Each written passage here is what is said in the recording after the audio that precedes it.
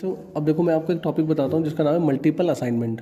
Multiple assignment का मतलब क्या है बेटा, जैसे हम क्या करते हैं, हमने लिखा a इक्वल्स टू 10, यहाँ पर मैंने a को एक वैल्यू दी है, बट अगर मैं चाहूँ तो मैं ऐसे भी लिख सकता हूँ a equals to b equals to c equals to 10।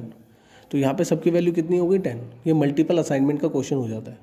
ठीक है बच्चों। अच्छा एक बात बताओ, अगर मैं एक क्वेश्चन लिखता हूँ a इक्वल्स टू 10 और b इक्वल्स टू 20, तो मैं इनको दोनों को अलग अलग वैल्यू दे रहा हूँ। अब मैं ये नहीं चाहता कि मैं दोनों को अलग अलग वैल्यू दूँ, तो मैं ऐसा भी कर सकता हूँ a comma B equals to 10 comma 20। तो क्या हुआ कि a के पास 10 चली गई, b के पास 20 चली गई। तो ये एक तरीका भी है जिसमें हम मल्टीपल वेरिएबल्स को वैल्यू दे सकते हैं। अच्छा, अब मज़ेदार सवाल क्या आता है, कई बार ऐसे बोलते हैं कि भाई आप एक काम करो, एक क्वेश्चन ऐसा लिखो जिनमें दोनों की वैल्यू आपस में स्वैप हो जाए। तो बच्चे बड़े कन्फ्यूज जाते हैं कि सर होगा कैसे। तो देखो, जैसे मान लो मैंने a comma B equals to 10 comma 20 लिखा है।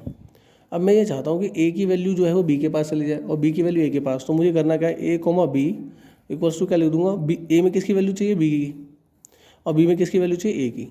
तो ये आपस में हो जाएंगे स्वैप। अब मैं यहाँ पे अगर प्रिंट करूँगा a कोमा बी, तो आपको पता है a की जो वैल्यू थी पहले 10 थी, लेकिन अब उसमें b की वैल्यू चली गई है। तो a की वैल्यू जो प्रिंट होगी वो होगी 20 और b की वैल्यू जो प्रिंट होगी वो होगी 10। इसको बोलते हैं स्वैप करना, राइट। तो इस तरह के क्वेश्चन हमारे पास आते हैं, इसको बोलते हैं मल्टीपल असाइनमेंट। ठीक है, ऐसे क्वेश्चन हमने 11th में कई सारे किए थे, तो आप लोग इसको ध्यान रखेंगे कि कैसे हम चीज़ों को करते हैं। ओके।